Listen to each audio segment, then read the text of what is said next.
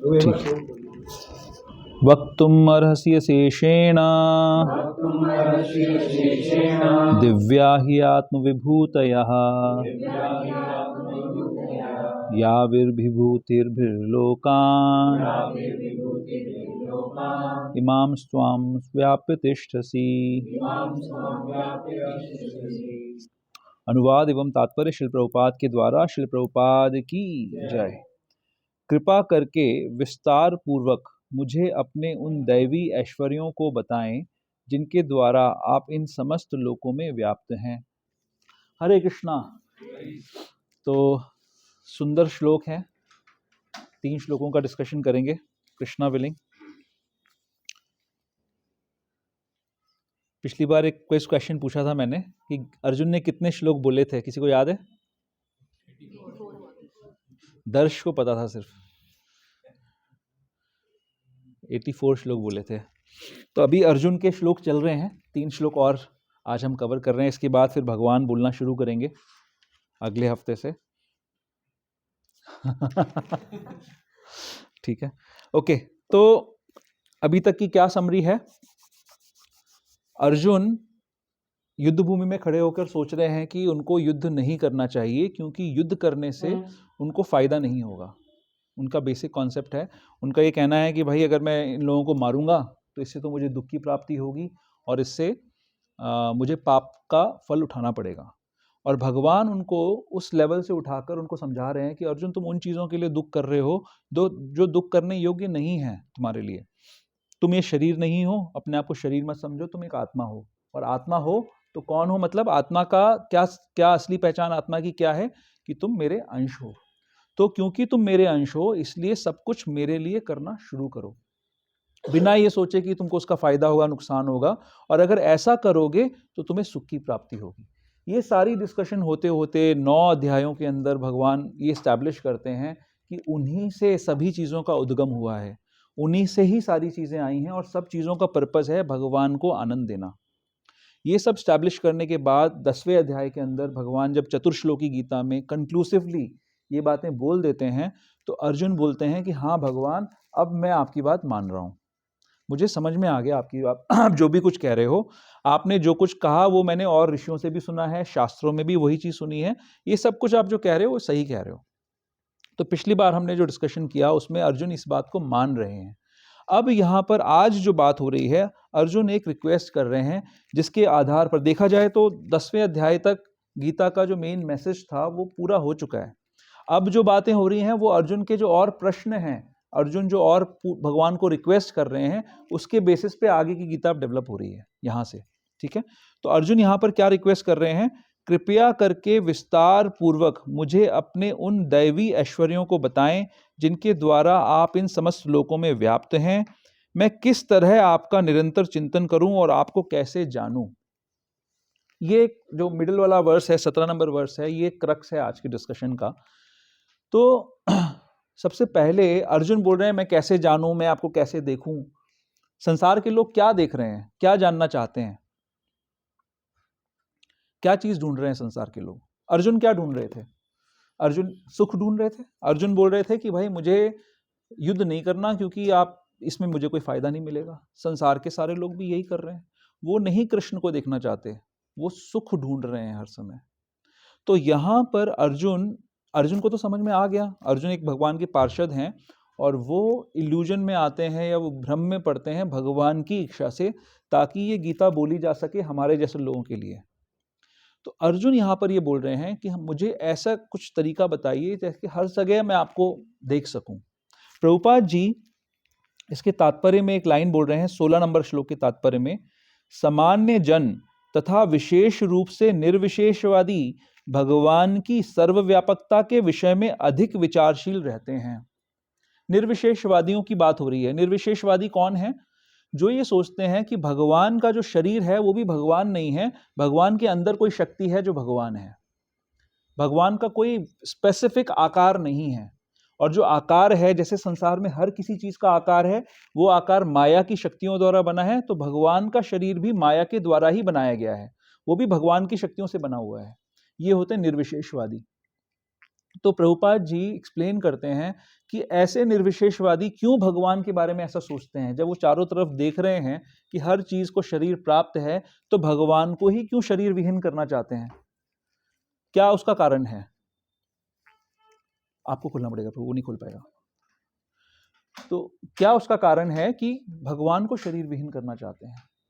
तो भगवान को शरीर विहीन, एक जन खोल लेगा, आप लोग का ध्यान वापस इधर मेरी तरफ, सब हरे कृष्णा, सब मेरी तरफ ध्यान दीजिए प्लीज। तो क्या कारण है? हरे कृष्णा, हरे कृष्णा, आइए आइए।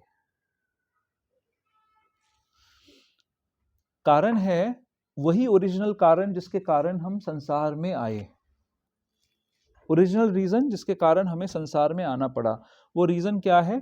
कि हम भगवान के आनंद में, भगवान को आनंद उठाते हुए देखकर भगवान से द्वेष करने लग जाते हैं। भगवान के प्रति हमारा द्वेष की भावना हमारे हृदय में जागृत हो जाती है। हमारे हृदय में ये भाव जागृत हो जाता है कि ये भगवान क्यों एंजॉय कर रहे हैं, मैं भी तो जीव हूं, मेरे और इनमें क्या फर्क है, मैं क्यों नहीं एंजॉय करूं, मैं इनके आनंद में मैं सहयोग नहीं करना चाहता, मैं अलग से आनंद भोगना चाहता हूं। और जैसे ही जीव के हृदय में ये भाव आता है, उस जीव को भगवान के धाम से, जो जहाँ पर वो सेवा कर रहा है, भगवान का अंश है, भगवान की सेवा में रत है, वो जीव जैसे ही ये विचार करता है कि मुझे भगवान की सेवा नहीं करनी, ये क्यों अलग से आनंद भोग रहे हैं, मैं क्यों नहीं आनंद भोग सकता, वो इस संसार में प्रवेश करता है। इस संसार में प्रवेश करके अलग अलग तरीके की योनियां जो भगवान ने दी हैं उनको धारण करता है, ताकि वो अपना एंजॉयमेंट अलग से कर सके, भगवान से अलग होके कर सके। तो वो एंजॉयमेंट करने के लिए क्या है, भगवान ने अपने आप को योग माया की शक्ति से कवर कर रखा है। इसमें बात बताई जा रही है कि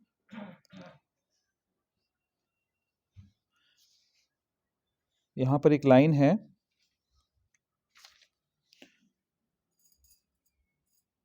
क्योंकि भगवान अपनी योग माया शक्ति से आच्छादित रहते हैं। असुरों तथा नास्तिकों सहित सामान्य जन कृष्ण को नहीं जान पाते, क्योंकि भगवान अपनी योग माया शक्ति से आच्छादित रहते हैं। क्यों भगवान आच्छादित रहते हैं? हर जगह विद्यमान है ना, हम तो ये जानते हैं भगवान हर जगह विद्यमान है, हर जगह, हर कण में, हर जगह पे हैं। तो क्यों छुपे हुए रहते हैं? डरते हैं क्या किसी से? डर लगता है दर्श से भगवान को? हाँ, किससे डर लगता है भगवान को? क्यों नहीं दिखते भगवान? कोई कारण है? हाँ, so that we can enjoy. क्योंकि हम जो जीव है, हम कौन है? जैसे आपको छोटा सा उदाहरण लेता हूं। जैसे बच्चे का मन है कि वो अलग से कुछ एंजॉयमेंट करे, तो माता पिता के सामने वो एंजॉयमेंट नहीं करना चाहेगा, छुप के करेगा। तो माता पिता भी फिर इंटरफेयर नहीं कर रहे उसके एंजॉयमेंट में, उसको सहयोग करने के लिए। लेकिन माता पिता को ये पता है कि जब बालक मेरे से दूर जाएगा तो वो खुश नहीं रह सकता, लेकिन जो सिर्फ जिद कर रहा है इसीलिए उसको अकेला छोड़ रखा है। तो भगवान देख रहे हैं कि जो जीव है वो द्वेषी है, भगवान से द्वेष करता है, और द्वेष करता है तो अपराध करता है। अगर मुझे देखेगा, जब भगवान तो महाभारत के युद्ध के समय में दुर्योधन को नहीं दिख रहे थे क्या? भगवान दिख रहे थे। जितनी बार भी दुर्योधन को दिखे तो दुर्योधन ने क्या किया? उसकी अर्चना करी भगवान की, अपराध किए, उनको बंदी बनाने का प्रयास किया।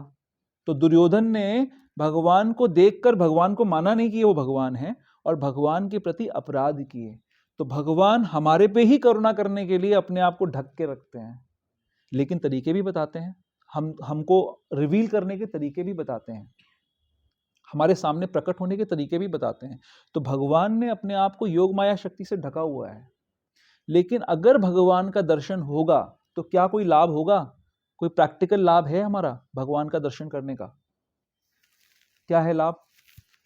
कौन बताएगा? मन में शांति होगी। तो क्यों है अशांति मन में? अशांति कहां से आ रही है? क्या है अशांति? अच्छा पॉइंट है ये। हाँ, काम। ओके, आप क्या कह रही? काम, क्रोध, लोभ, मोह। तो हमारे मन के अंदर डिजायर्स हैं, भोगने की इच्छा है, काम है, लस्ट है, कुछ भोगना चाहते हैं। क्या भोगना चाहते हैं? क्या मानते हैं अपने आप को? कि हम ये शरीर हैं। शरीर का मतलब क्या है? ये इंद्रियां हैं, आंखें, कान, नाक, जिह्वा, त्वचा, ये हम अपने आप को मानते हैं कि हम ये हैं, और इन सभी इंद्रियों को तुष्ट करने का प्रयास करते रहते हैं हर समय। आंखों को अच्छा दृश्य चाहिए, जिह्वा को अच्छा स्वाद चाहिए, कानों को अच्छा स्वर चाहिए, हाँ, और क्या रह गया, नासिका को अच्छी गंध चाहिए, त्वचा को अच्छा स्पर्श चाहिए। इनको सेटिस्फाई करने का प्रयास करते करते हम ये चाहते हैं हर समय कि ये सेटिस्फाई हो जाएं। हर समय लोलुपता रहती है हमारे हृदय के अंदर कि कहीं पे अच्छा भोजन मिल जाए, कहीं पे अच्छी सुंदर चीजें मिल जाए। इसीलिए तो लोग टीवी पे और मोबाइल्स पे यूट्यूब और फेसबुक देखते रहते हैं। क्यों देखते रहते हैं कंटिन्यूअसली? घंटों कैसे निकल जाते हैं। जो शॉर्ट्स आते हैं यूट्यूब पे और फेसबुक पे, वो कितनी देर का होता है शॉर्ट? एक शॉर्ट कितनी देर का होता है? 20 सेकेंड से 1 मिनट तक का चलो होता होगा, है ना। और लोग मुझे कह रहे हैं कि हमारे 10 घंटे निकल जाते हैं देखते देखते। क्यों 10 घंटे निकलते हैं?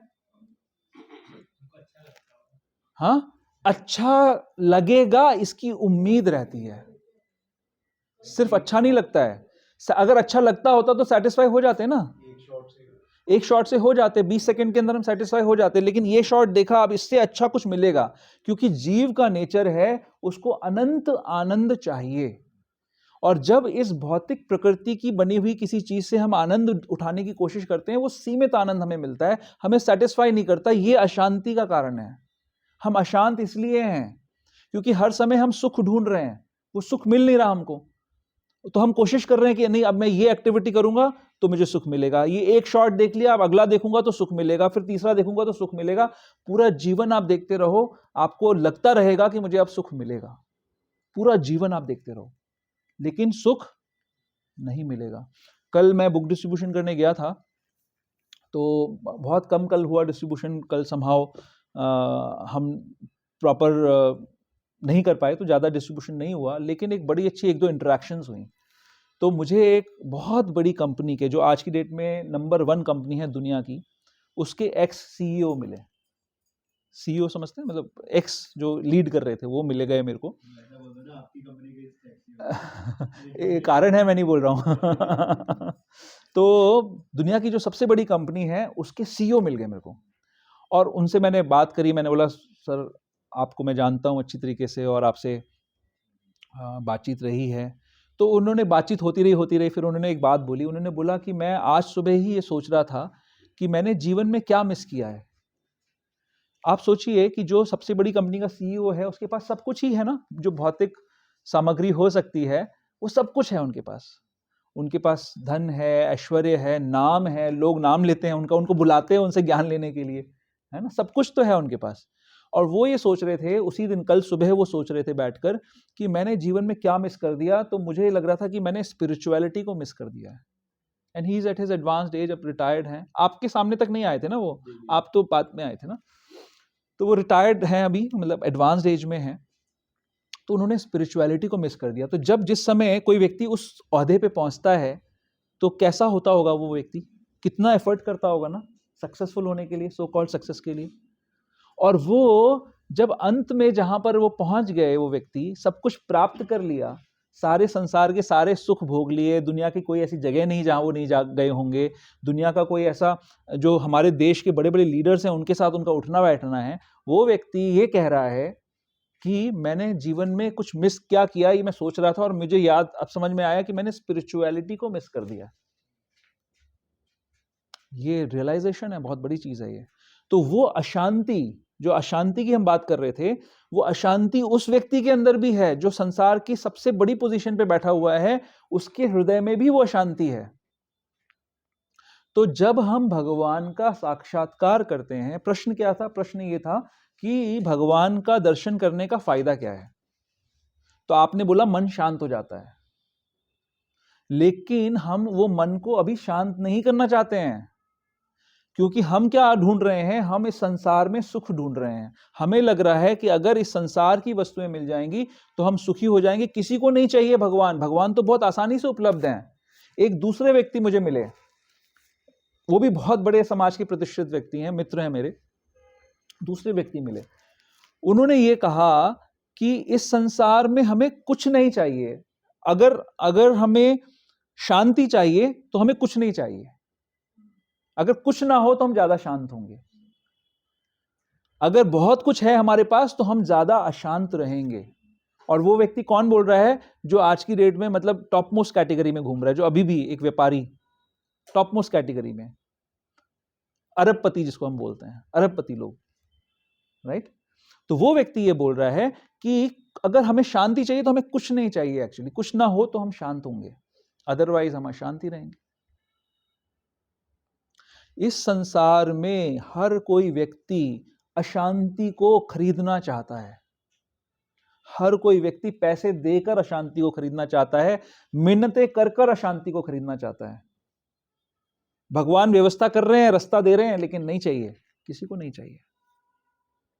तो हम लोग हर समय भगवान से दूर भागना चाहते हैं, भगवान को नहीं पाना चाहते हैं, दूर जाना चाहते हैं उनसे, क्योंकि सब कुछ और चाहिए, क्योंकि हर समय ये परपेचुअल उम्मीद है कि मुझे इस संसार में सुख मिल जाएगा। लोग ट्राई करते रहते हैं, भक्ति को भी ट्राई करते हैं, लोग भक्ति भी ट्राई करते हैं, थोड़े दिन के लिए आएंगे, बहुत उत्साह हो जाएगा, भक्ति में आ जाएंगे, भक्ति करने लग जाएंगे, फिर बोर हो जाएंगे उससे भी, फिर कुछ और ढूंढने लग जाएंगे। ये भक्ति के साथ भी होता है। सावधान, हमें सावधान रहना चाहिए। कई बार हमारे हाथ तक आई हुई भक्ति हमारे हाथ से छूट सकती है, पता नहीं लगेगा आपको कहाँ निकल गई। कृष्ण की कृपा से, वैष्णवों की कृपा से हमारे तक भक्ति पहुंच जाती है, लेकिन हम भक्ति में भी भौतिक आनंद ढूंढ रहे होते हैं, और वो भौतिक आनंद हमें फिर कहीं कहीं और जगह दिखता रहता है, तो भक्ति को छोड़ के भाग लेते हैं। ये सिचुएशन है, समाज की रियलिटी है। मैं 25 सालों से प्रयास देख रहा हूँ, भक्तों के अंदर चेंजेस को देख रहा हूँ, कैसे कैसे भक्तों के उत्थान होते हैं, आते हैं नए नए, आते हैं, बहुत उत्साह होता है, धीरे धीरे उत्साह कम हो जाता है, कई बार चले भी जाते हैं लोग भक्ति से बाहर, लेकिन कई बार वापस आते हैं। भगवान किसी को नहीं छोड़ते, इसलिए हताश होने की आवश्यकता नहीं है किसी के लिए। मैंने बहुत सारे भक्तों को वापस आते देखा है, लेकिन जो बीच का समय निकल जाता है, जब वो चले जाते हैं, वो उनके लिए बहुत दुखदायी समय होता है, उनको बाद में उसका बहुत दुख होता है।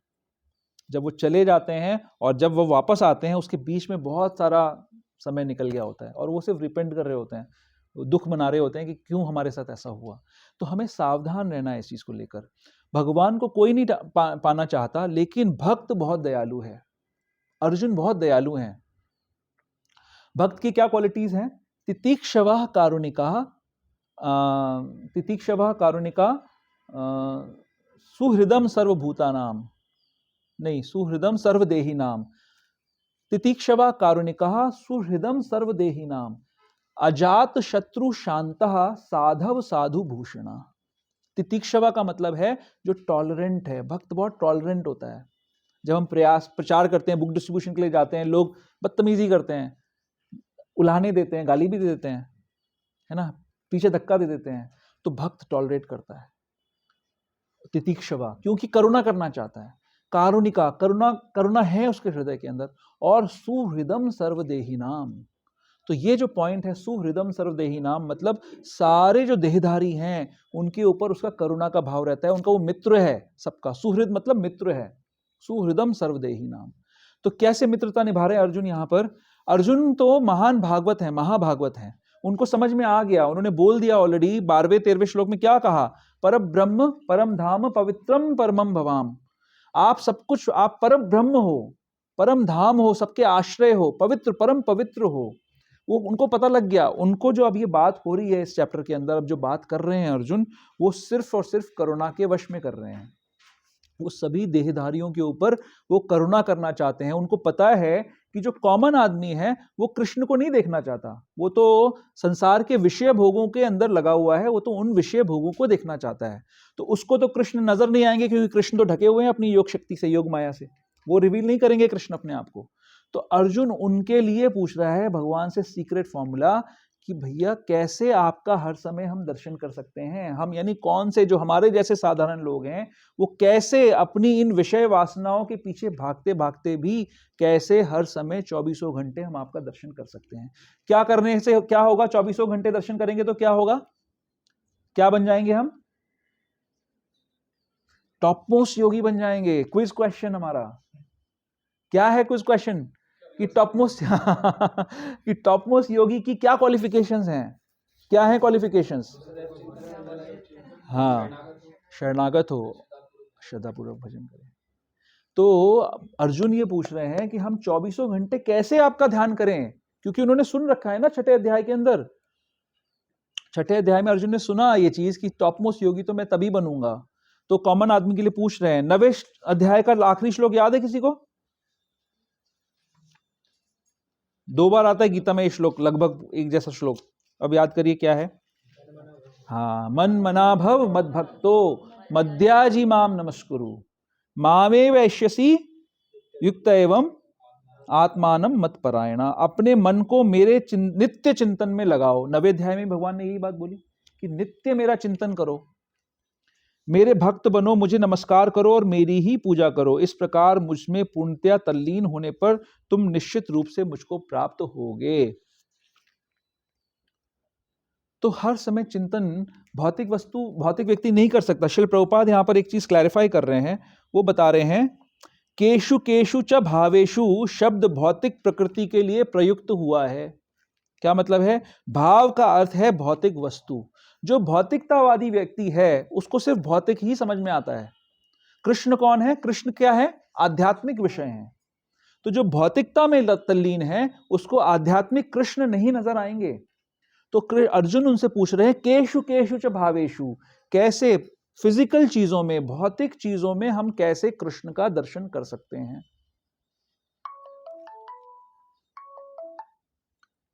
भौतिक चीजों में हम कैसे कृष्ण का दर्शन कर सकते हैं? बहुत इंपॉर्टेंट क्वेश्चन है। और भगवान बहुत ही दयालु हैं कि वो रिवील कर रहे हैं कि कैसे कैसे हम भौतिक चीजों के अंदर भगवान की प्राप्ति कर सकते हैं। लेकिन इसके अगले श्लोक में अर्जुन एक और रीजन बता रहे हैं कि वो क्यों ये सब जानना चाहते हैं। अर्जुन क्या कह रहे हैं?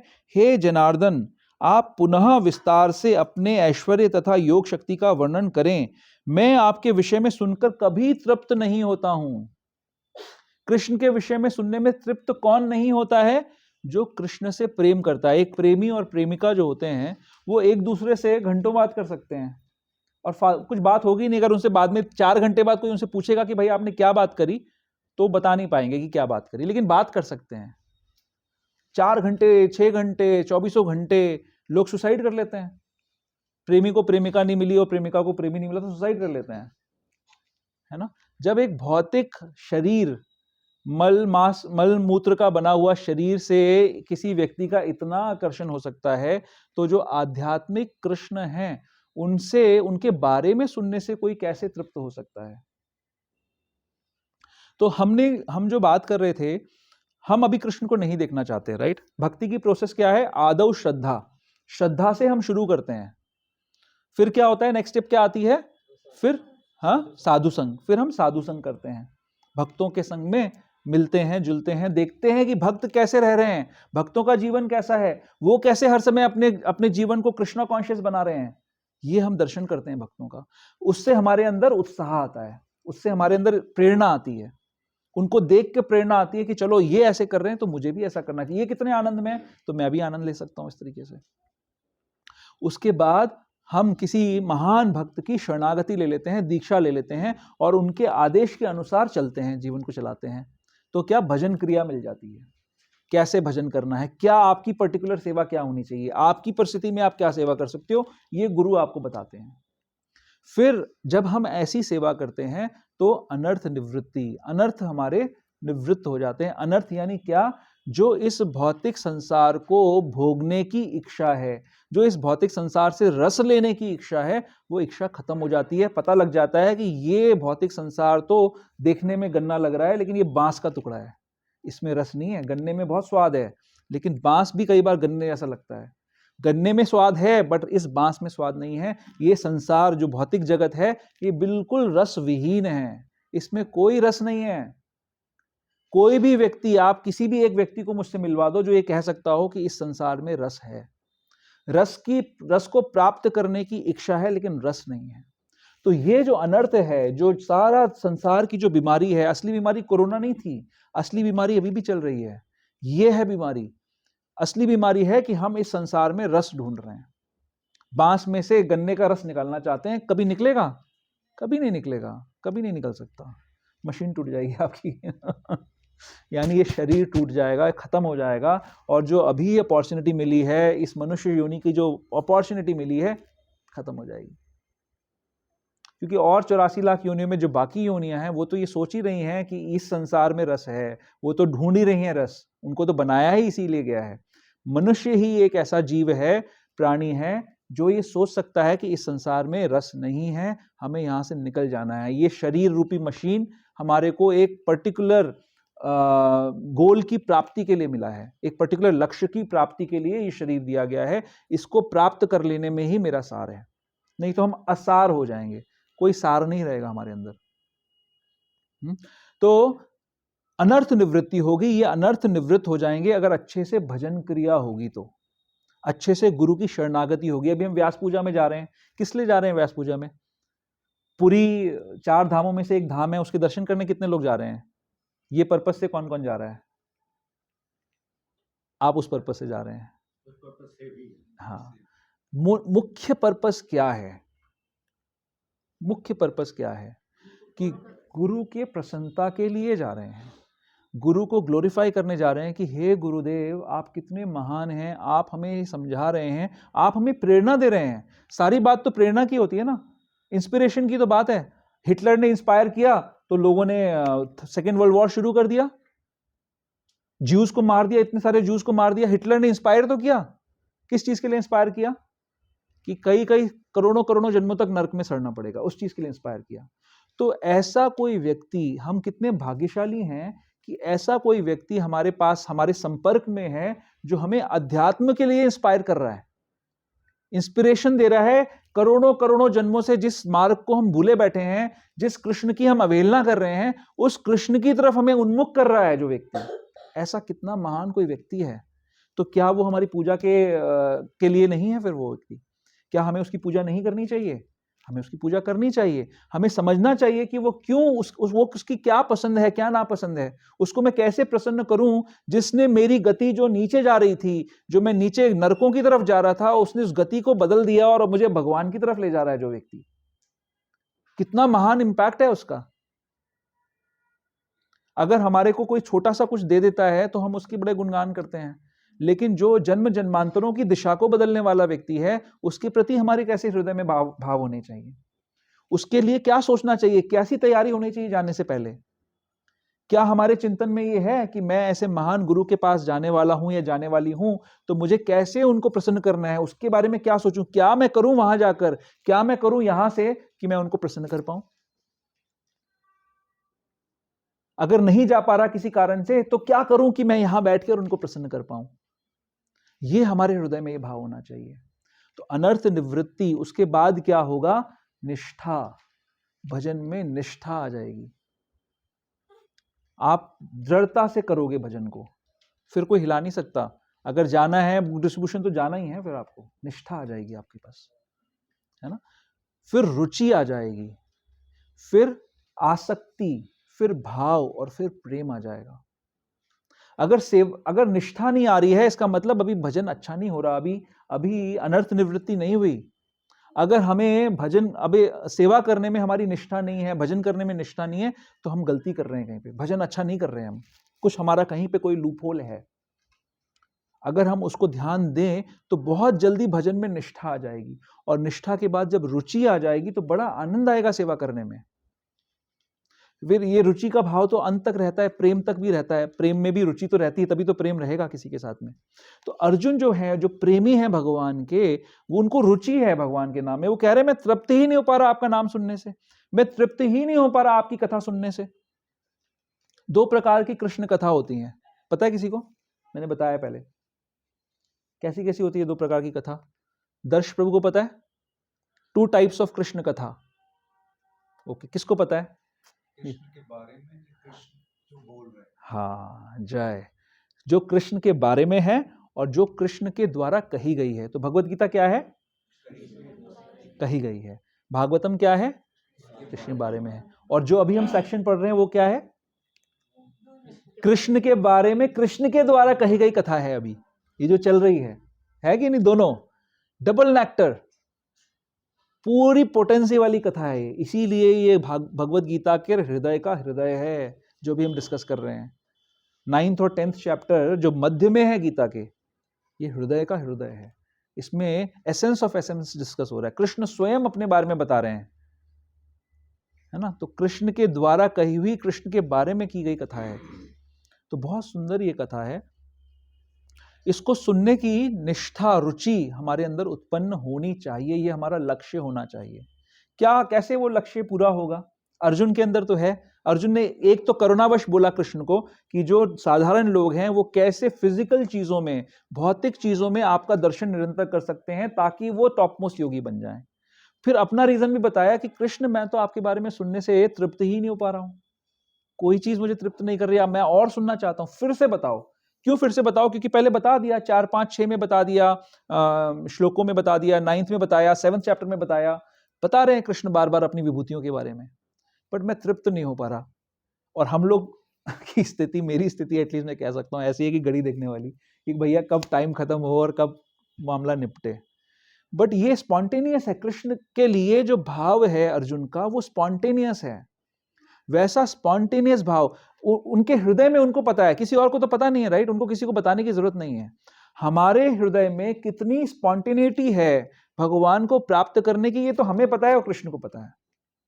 किसी के सामने हम दिखावा कर सकते हैं, बता सकते हैं कि हम कितने महान भक्त हैं, लेकिन हमारे हृदय में अपना हाल तो हमें पता होना चाहिए। तो वो अगर स्पॉन्टेनिटी नहीं आ रही है हमारे हृदय के अंदर तो प्रॉब्लम है। क्या चाहिए फिर हमको? और सारी चीजें तो पता लग गई, प्रभुपाद जैसे महान शिक्षा गुरु मिल गए, गुरु महाराज जैसे गुरु मिल गए, संग मिल गया वैष्णवों का, लिटरेचर मिल गया, सेवा मिल गई, फिर स्पॉन्टेनिटी क्यों नहीं आ रही है? क्यों हर समय हम नहीं सोच रहे कि भगवान क्या चाहते हैं हमसे, भगवान को हम कैसे प्राप्त करें, भगवान के बारे में श्रवण निरंतर कैसे हो? ये स्पॉन्टेनिटी प्राप्त करनी होगी हमें। और इसी के लिए आने वाले जो श्लोक हैं उसमें भगवान बहुत सारी बताएंगे, अपनी विभूतियों के बारे में बताएंगे कि भगवान कैसे कैसे हर जगह, हर चीज में भगवान की ही पोटेंसी आती है। जो भी अच्छी चीज हम देखते हैं संसार के अंदर, उसके अंदर भगवान की पोटेंसी है। जब हम इस तरीके से कोरिलेट करने लग जाएंगे तो हमारे लाइफ का सबसे बड़ा प्रॉब्लम खत्म हो जाएगा। सबसे बड़ा प्रॉब्लम पता है क्या है? द्वेष। हर किसी के प्रति, क्योंकि कृष्ण से द्वेष है तो हर किसी से द्वेष है। कोई भी व्यक्ति अगर थोड़ा सा भी कुछ पॉजिटिव पोजीशन पे होता है तो हमारे हृदय के अंदर द्वेष आ जाता है उसके लिए। हमें लगता हो सकता है, ऐसा हो सकता है आप में से बैठे हुए कुछ लोगों को लगता हो कि मेरे अंदर द्वेष नहीं है। क्या आपको सही लगता है? नहीं, सही नहीं लगता आपको। हो सकता है कि वो अभी ऊपर से दिख नहीं रहा है। जब मैं दिल्ली में रहता था तो दिल्ली में जब मैं आया था तो मेरा एक कजिन यहाँ पे रहता था और हम लोग मिलकर, हमारे को एक कोचिंग क्लासेस में जाना होता था। तो कोचिंग क्लास में जाने की जो बस की फीस थी ना, वो 2 रुपए की थी। तो मेरा दोस्त कॉलेज में पढ़ता था तो उसने मेरा भी एक बस का स्टूडेंट पास बनवा दिया, तो हम भी यूज करते थे, 2 रुपए बचते थे रोज। उसके बाद मेरी जॉब लग गई। फिर मैंने सोचा कि यार 2 रुपए की चोरी तो खराब बात है, ये नहीं करनी चाहिए ऐसे। क्या फर्क पड़ा पिछली सिचुएशन में और अब नई वाली सिचुएशन में? मैं ही था जो 2 रुपए बचाता था, फिर बाद में मैंने वो 2 रुपए बचाना बंद कर दिया। क्या फर्क पड़ा? हाँ, इतना महान नहीं हूं माता जी। और कुछ कारण बताओ असली वाला। मतलब मैं जो कमा रहा हूँ अब मेरे पास वो 2 रुपए मेरे लिए इतने जरूरी नहीं है, बट पॉइंट ये है कि प्यूरिफिकेशन होनी चाहिए। चोरी जो है वो 2 रुपए की भी खराब है और 2 करोड़ की भी खराब है, लेकिन मेरी जरूरत नहीं है 2 रुपए की चोरी करना, इसलिए मैं चोरी नहीं कर रहा। मेरी जरूरत नहीं है द्वेष करने की, क्योंकि मैं एक पर्टिकुलर स्टेशन पे पहुंच गया हूं, लाइफ पे पहुंच गया हूं, तो मैं अभी द्वेष नहीं कर रहा, लेकिन वो अंदर भावना है। मैं ये एग्जाम्पल आपके सामने रखना चाहता हूं। तो हमें ये आत्मावलोकन करना है कि क्या हम अंदर से प्यूरिफाई हुए हैं कि नहीं हुए हैं, क्या अभी भी हम द्वेष करते हैं कि नहीं करते हैं, क्या हम दूसरों के अंदर दोष देखते हैं कि नहीं देखते हैं। दोष दृष्टि 2 प्रकार से होती है। माता पिता भी संतान के अंदर दोष देखते हैं, क्या वो द्वेष करते हैं? वो द्वेष नहीं करते हैं, वो करुणा से भरे हुए हैं अपनी संतान को। वो संतान क्या करेगी जब आप मां मारती है अपने बेटे को, तो बच्चा क्या बोलता है? भागता है पहले तो, फिर फंस जाता है, उसके बाद क्या बोलता है? बोलता है कि माँ आपको तो मेरे प्रति कोई प्रेम ही नहीं है। अब वो जो भी बोले, लेकिन माँ को तो उसको पिटाई करनी है, उसको शासित करना ही है, शासन करना ही करना है, क्योंकि वो उसका कल्याण चाहती है, वो द्वेष नहीं रखती है। और एक दोष दृष्टि होती है द्वेष पूर्वक की गई द्वेष दृष्टि, जहां पे आपके हृदय में सामने वाले के कल्याण की इच्छा नहीं है, लेकिन आप उसके दोषों को देख रहे हो, उसको कुरेदना चाहते हो, उसको बढ़ाना चाहते हो। ये दोष दृष्टि होती है, ये द्वेष के द्वारा जनित होती है। प्रभुपाद जी बताते हैं कि मक्खी और मधुमक्खी का फर्क बताते हैं। तो मक्खी का क्या आचरण होता है कि जहां गंदगी होगी वो वहीं पे जाके ढूंढेगी, गंदगी ढूंढती है मक्खी, और वहां जाके बैठेगी और उस गंदगी को ही संग करना चाहेगी। और मधुमक्खी का आचरण क्या है कि वो गंदी चीजों में नहीं जाएगी, वो शहद की तरफ जाएगी, वो फूलों की तरफ जाएगी, वहां से रस निकालेगी और शहद बना देगी। तो ये मक्खी और मधुमक्खी का फर्क है। यही एक भौतिक व्यक्ति और एक भक्त का फर्क है कि भक्त के अंदर द्वेष नहीं होना चाहिए, द्वेष मुक्त होना चाहिए हमको। तो हम जब भगवान की विभूतियों को सब तरफ देखते हैं तो हमारे अंदर से द्वेष भी खत्म हो जाता है। मान लीजिए कि आपके सामने कोई बहुत रईस व्यक्ति आ गया, बहुत रिच व्यक्ति आ गया, तो आपके पास एक तो ये भाव आ सकता है कि देखो इसके पास कोई क्वालिटी तो है नहीं। वो मैंने मूवी में सुना था, अल्लाह मेहरबान तो गधा पहलवान। तो इस पे अभी कृपा है भगवान की, तो ये इतना इतरा रहा है अपने पैसे पे, कुछ है थोड़ी इसके पास वैसे। एक दिन मैं देखूंगा इसको, एक दिन मैं भी ऐसे ही आएगा मेरा भी दिन। अब इस कॉन्वर्सेशन के अंदर क्या भाव झलक रहा है? कल्याण का भाव है, सामने वाले का कल्याण का भाव है। क्या भाव है बताओ? वो टीवी का ऐड आता ना ओनेडा का, नेबर्स एनवी ओनर्स प्राइड। तो इसमें भाव है द्वेष का। हम दूसरे की सफलता को देखकर उसको पचा नहीं पा रहे, हम चाहते हैं कि हम ऐसी जगह पे होते, हालांकि हमने किया कुछ नहीं है उसको पाने के लिए। हमारे शरीर में इतना आलस है कि हमसे एक पत्ता नहीं हिलता, लेकिन सामने वाले ने मेहनत करके कुछ करा है, तो उसके लिए हम उसके दोष दृष्टि देख रहे हैं कि इसके पास तो बस भगवान ने उसके ऊपर कुछ कृपा कर दी है, डिजर्व नहीं करता है इसको, ये तो मुझे ही मिलना चाहिए था, एक दिन मैं आऊंगा उस स्तर पर। ये द्वेष का भाव है। लेकिन जब वैष्णव किसी को सक्सेसफुल देखता है तो वो देखता है कि देखो भगवान की शक्ति से ये कितना महान बन गया ये व्यक्ति, ये भगवान की झलक है इसके अंदर, ये भगवान झलक रहे हैं कि कोई बहुत सुंदर है, ये भगवान की सुंदरता की विभूति है इसके अंदर, भगवान ने कृपा करी है। तो वो नतमस्तक होता है, वो द्वेष नहीं करता है।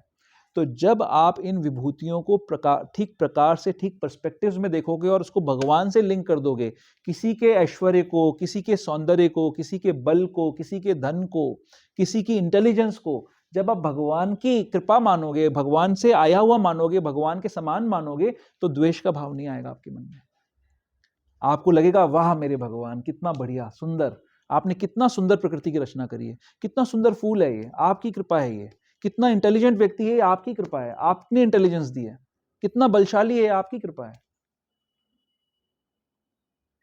दोनों में भाव का फर्क है ना।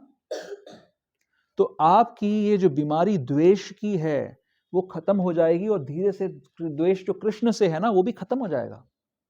और जब कृष्ण से द्वेष खत्म हो जाएगा तो क्या इस संसार में रहने की जरूरत रहेगी? फिर इस संसार में रहने की जरूरत नहीं रहेगी, इमीडिएट एंट्री है फिर भगवान के धाम में। लेकिन प्रयास वही आदौ श्रद्धा, साधु संग, भक्तों के बीच में आना, उनसे श्रवण करना, बैठना, सुनना, भजन क्रिया, सेवा करना और अनर्थ निवृत्ति। Special effects. ओके, तो ये बहुत इंपॉर्टेंट जंक्शन है। अर्जुन बहुत दयालु हैं कि वो पूछ रहे हैं, ये पटियाला से आवाज आ रही है ये। Okay, They are also inspired. जय। ओके, क्या कह रहा था मैं? तो ये बहुत अच्छा इंपॉर्टेंट जंक्शन है जहां पर अर्जुन कृपावश, ये भक्त की दया है कि वो पूछ रहे हैं ताकि हमारे जैसे लोग हर चीज में भगवान का दर्शन कर सकें। अभी पिछले समय कितने महीने पहले सिक्किम गए थे, सितंबर में सिक्किम गए थे। तो जहां हम ठहरे थे वहां से कंचनजंगा पीक्स नजर आते हैं। तो वहीं पे हमारे गॉड ब्रदर रहते हैं सिक्किम में, तो उनका मेरे पास फ़ोन आया। तो उन्होंने मुझे बड़ा अच्छा, मतलब मैं नहीं सोच रहा था उस दृष्टि से, लेकिन उन्होंने बोला कि देखो आपको भगवान के दर्शन हो रहे हैं। मैंने कहा हाँ हो रहे होंगे, मतलब कैसे हो रहे हैं बताइए ज़रा। तो उन्होंने बोला कि सामने गीता में लिखा है कि स्थावरा नाम हिमालय, कि मैं जो स्थावर यानी जो चीज़ मूव नहीं करती उनमें मैं हिमालय हूँ। तो आप हिमालय का दर्शन कर रहे हैं इस समय, कंचनजंगा देख रहे हैं, तो ये आप भगवान का दर्शन कर रहे हैं। तो हम बचपन से जब भी कंचनजंगा पीक्स को देखते थे तो हम भगवान का स्मरण करते थे कि भगवान की ये विभूति है, भगवान से अभिन्न है उस दृष्टि से। तो ऐसे हमारी दृष्टि हो जाती है जब हम भगवान के भक्तों के संग में रहते हैं। तो भक्त ने क्या किया, भक्ति का ही मैसेज दिया। तो इस प्रकार से हमारा प्यूरिफिकेशन होता है। तो ठीक है, मैं इसी के साथ वाणी को विराम देता हूँ। अगर किसी का कोई क्वेश्चन है, कोई डाउट है तो प्लीज़ आप पूछ सकते हैं।